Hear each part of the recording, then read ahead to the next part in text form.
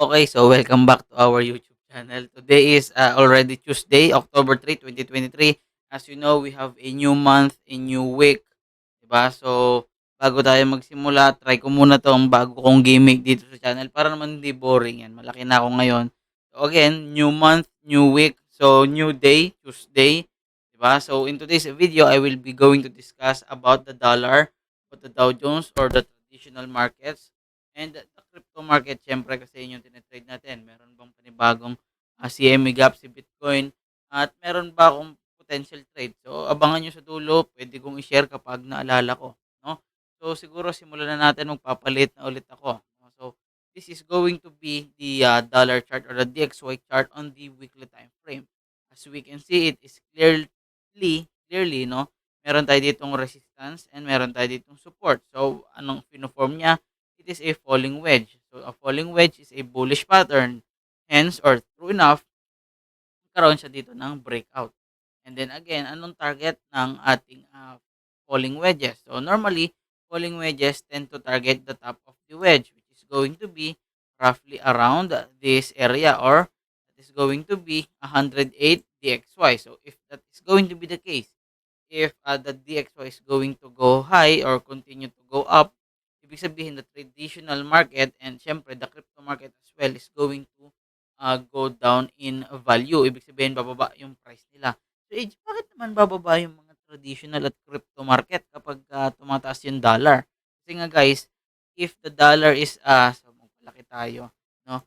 If dollar is lumalakas si dollar, ibig sabihin nun, eh, yung mga assets natin like stocks, di ba, ETFs, mga bahay, mga lupa, cryptocurrencies, pag nagbenta tayo, mostly or most of the amounts na pinupuntahan nun or the fiat currency na nako-convert sila is with the dollar, 'no? So, 'yun lang, mabilis na ano lang, eksplanasyon, 'di ba? Siguro puwede na tayo ngayon pumunta sa ating daily chart kay DXY. Again, we have mentioned, 'no, from our most recent video kasi madalang na tayo mag-upload ngayon, but we have mentioned na we are looking at this inverted head and shoulders pattern. And sinabi natin, kapag nagkaroon ng break above from its neckline, the most probable scenario for it to happen next is to break out and then retest and then continue high to its target, which is for this inverted head and shoulders. The target is around 108.7, which is very confluent sa ating falling wedge target na 108-ish, 108-ish area. Okay? So, ano nangyari? So, true enough, nagkaroon ng breakout. Ito yung retest na sinasabi natin. And after that retest, nagko-continue na siya pataas papunta sa ating target. So, is it guaranteed na mahi-hit yung target natin? Hindi siya guaranteed. But for me, there is a good probability. Kasi nga, tingnan nyo yung performance niya ngayon. Diba? So, ayun lang siguro. Again, if mag-continue pataas itong si DXY or si dollar, ibig sabihin, malaki ang chance na magpatuloy pababa si traditional at si crypto market. And that being said, lilipat naman tayo ngayon dito sa aking traditional market or the Dow Jones chart. So, Sir Age, bakit naman Dow Jones ang chart mo? Bakit hindi S&P? Kasi ganito yan. For me, Dow Jones is the gold or the Bitcoin, kumbaga. And then S&P is the silver or the Ethereum. Ganun lang siya.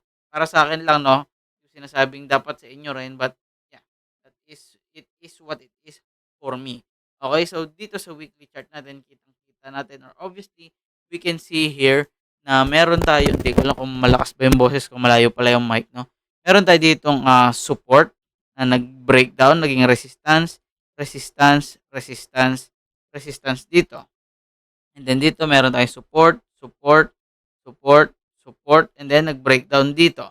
Okay, anong binubuo nun? That is a rising wedge pattern. So again, rising wedges, opposite yan ng falling wedge. So if the falling wedge pattern is a bullish pattern, this rising wedge pattern is a bearish pattern. So most often than not, ay nagkakaroon siya ng breakdown. The target is going to be at this area, 32.6K area, 31.4K area, and the actual target is the bottom of the wedge, which is in this case for Dow Jones is going to be around the 28.9K area, no? Meron tayo ditong high and then lower high.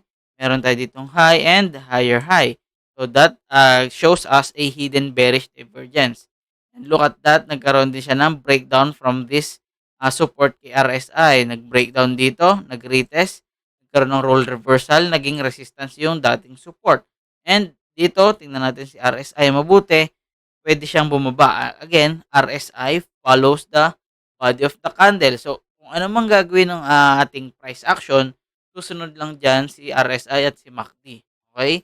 So, dapat yun ay gamitin nyo lang pang confluence. Huwag kayong magte-trade gamit ang mga oscillator. No? So, that is it for me in the weekly time frame. So, tingnan natin ngayon sa daily time frame si Dow Jones. So, again, I have posted this sa Facebook page. Kung hindi ka naka-like, that's your problem. Pero, mamaya bigyan ko kayo ng link, pwede kayong magpunta doon. So, again, this is a head and shoulders pattern. Diba? This is the first shoulder or the left shoulder, the head, and then the right shoulder. Head and shoulders are bearish patterns. Okay? Or they are reversal patterns. Most of the time ay tawag dito, nag-a-appear sila sa top ng mga trend. So, if this is the top of this trend, most probably tapos na 'tong trend and kasi nga may lumabas ng head and shoulders pattern.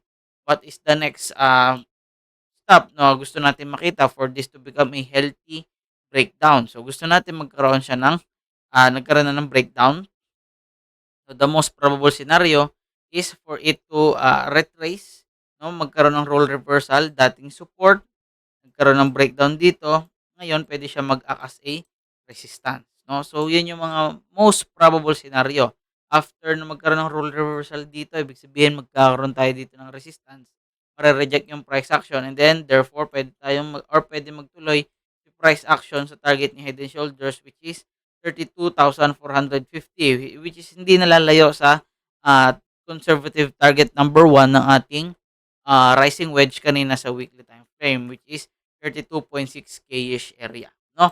Again, puwede ba itong magtuloy-tuloy pababa? Puwede kapag umangat ng tuloy-tuloy si dollar. So, as of right now, dollar is really strong and has a bullish movement in my very, very honest opinion, 'no. So, ingat kayo kung kayo ay naka-long, 'wag niyong kalimutang mag-take profit kasi dapat, kapag ganito ang lakas-lakas ni dollar pero si Bitcoin is sumasabay pataas, most probably this, palakihin natin. This is a good example of a bull trap. Is that, guaranteed na bull trap na 'to? Not yet. Pero yun lang, just a piece of advice, 'no. So again, kung hindi pa kayo nakapunta dito sa website ko, meron tayo diyan sa description box. Nandito yung aking mga social media links kung saan active ako, resources, mga libro, self-development books meron dito, trading tutorials na libre galing kay Emperor BTC. At mga affiliate links, puwede kayong gumawa ng account sa mga link dito kung wala pa kayong account, 'no. So, this is now our Bitcoin chart on the monthly time frame. Again, the recent monthly candle closed as this one, ito. But it looks like a bullish candle, but for me, hindi ito masyadong bullish. Bakit, Sir Age? Kasi wala siyang volume, 'di ba? At although mas malaki yung wick sa baba compared sa wick sa taas, hindi mas malaki yung volume niya dito. Hindi na-engulf nitong ating, recent candle yung volume nitong, August candle natin, 'di ba? So yun lang, if you're going to zoom out again, mapapansin niyo na, nagfo-form siya ng series of high, higher high, higher high, higher high, series of higher highs. While sa ating RSI is nagfo-form siya ng high, lower high, lower high, lower high, which is a very good example of a bearish divergence. So, pwede ba itong biglang mag-drop? Pwede.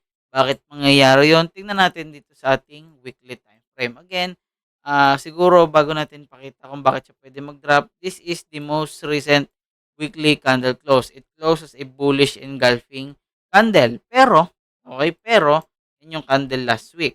Diba? Pero yung volume niya, it barely made an increase, no? Hindi siya spike. Kung ganito kalaki yung ating, candle body, gusto natin spike yung volume to support the movement of this, bullish engulfing candle. So, as of right now, no, may 5 days pa sa current candle, ganito na agad yung itsura. Ibig sabihin niyan meron siyang strong, rejection in this particular area around the 28K-ish area, no? So, Sir Age, bakit sabi mo dun sa monthly pwede yang biglang bumagsak dito? Sinabi mo kanina, bakit ito puwedeng bumagsak dahil dun sa mga bearish divergence na pinakita mo kanina. So again, if this is going to be a, fractal play, hide muna natin yung RSI at saka MACD. If this is going to be a fractal play, kindly take a look at this. This is going to be a huge rally, nag-form ng double top, but before it breaks down, binitin niya ang lahat. Pinaasa niya, gumawa siya ng higher low. And then, na bull trap, nagkaroon ng bull trap, lahat. Akala nila, sabi nila dito, we're going to a new all-time high. Kasi nga, low, high, higher low. Sabi nila, pupunta na yan ng 100K, pupunta na yan ng 100K. Pero, what happened is, naging bull trap and boom, bumagsak ulit yung price. So, anong relasyon naman yan dito sa recent price action? If you're going to lot this, but this is also a rally, this is also a potential double top na gumawa din ng slightly higher low dito, katulad ng ginawa niya dito. So, this was the bull trap. Could this be the bull trap? Pwede, kasi again, look at the current weekly candle. As of right now, it is very, very bearish. So again, if we see an open and close below the 25.2K-ish area, we can assume or we can have a more or a better probability for a breakdown. The conservative target of this double top pattern is at the 20K-ish area. Pwede ba yung ma-hit? That is very, very possible in my very honest opinion. Sir Age, anong mga signs ang nagsasabi sa'yo na pwede yung mangyari or anong mga bagay ang nagsusuporta dyan sa mga theory mo? Okay, dito, meron tayo ditong bearish divergence, RSI, price action, MACD. Dito, meron din RSI, price action, RSI, MACD. Diba? So, pwede that they are very, very identical. Dito, umaangat yung price but the volume does not support the price action. Dito, umaangat yung price but the volume does not also support the price action. Kasi kapag umaangat yan, gusto natin umangat yung volume para meron talagang bumibili. No? So, ayun lang siguro for the weekly chart. So, dito tayo sa daily chart. No? Another exciting one. No? So, kung mapapansin nyo, we have been monitoring this rising wedge for quite some time. No? Dito tayo, gitna natin. Ayan, medyo gitna na. So, the conservative target 1 is around 25.2K-ish area. Diba? Conservative target 2, 19.5, 19.6. Actual target is going to be around 16.4K-ish area. No? So, tingnan natin if mahihit ito. Bakit ito mahihit? Is this possible?